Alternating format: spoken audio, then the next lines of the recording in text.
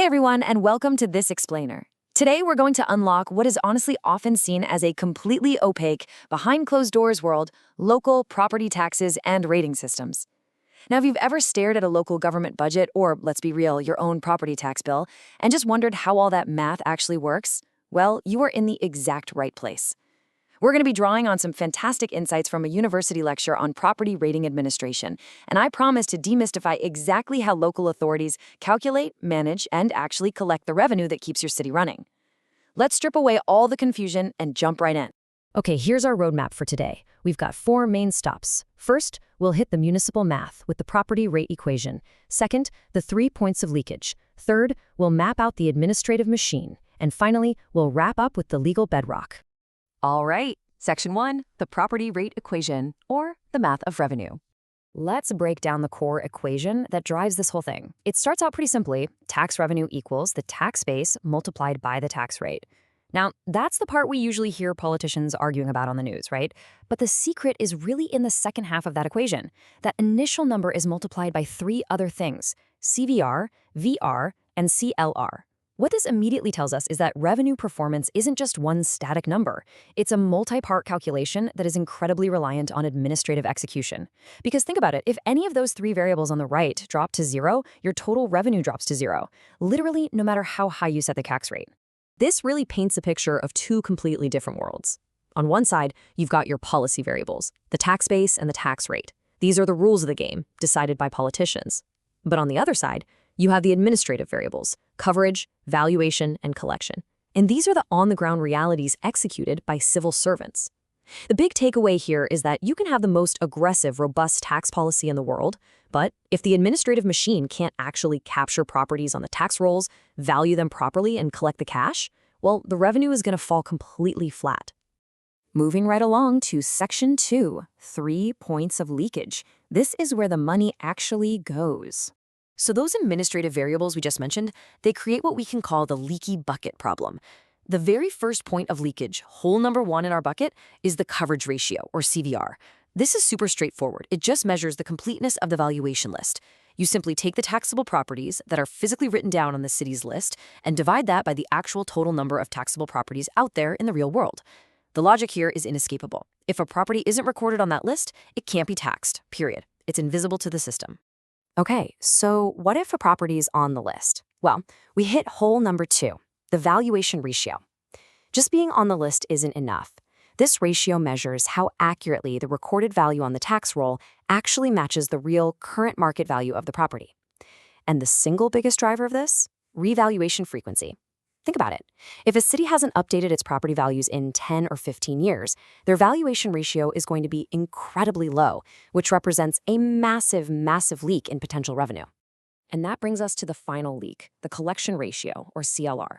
Honestly, this is sometimes the largest hole in the bucket. This metric shows the actual hard cash put in the bank versus what is theoretically owed on paper for the year. And our source material makes a fascinating point here. This is not just an accounting issue. It is heavily, heavily shaped by political will. It's about the use of incentives and whether leaders are actually willing to enforce sanctions and punishments. You can bill a property perfectly, but if you don't actually enforce the collection, the money never materializes. All right, Section 3, the administrative machine, the collection flow. So how exactly does the city try to plug those leaks? Let's look at the functional day-to-day workflow. This right here is the absolute heartbeat of collection. Step 1, you identify the ratepayer. Step 2, the local authority issues the bill. Step 3, a notice of liability is successfully delivered. And finally, Step 4, you actually collect or enforce that payment. As the source highlights, this is a purely administrative process, no policymaking here. It's just the precise mechanical journey from figuring out who owes the money to actually forcing that cash into the treasury. And this is where it all clicks together. Every single administrative action maps directly back to one of those specific leakage ratios. Tax base identification plugs the coverage ratio leak. Valuation fixes the valuation ratio. Collection handles the collection ratio. And crucially, appeals and resolution wraps around all of them just to make sure the tax is administered fairly. This proves a really vital point. Fixing local revenue isn't just about politicians passing laws to raise taxes. It's fundamentally about civil servants improving these very specific operational metrics on the ground. Okay, let's pivot to Section 4, the legal bedrock. General rating principles. Now, to ensure this entire administrative machine is actually defensible in court, we have to look at the legal foundation. And we're going to start by de-jargonizing this incredibly dense quote. This is the official definition of a hereditariament. I know, it sounds like an ancient spell or something, but a hereditariament is simply the discrete, rateable unit of property. Basically, it's the specific piece of real estate that gets its own separate single line on the valuation list. Because you can't tax a vague concept, right? You have to define the exact physical boundaries of the hereditariament first. Next up is quite possibly the most critical concept in property valuation, rebus sic stantibus. It's Latin for as things stand.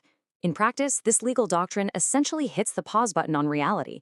It mandates that when an assessor is valuing a property, they must assume the conditions are frozen exactly as things stand on that specific date of assessment.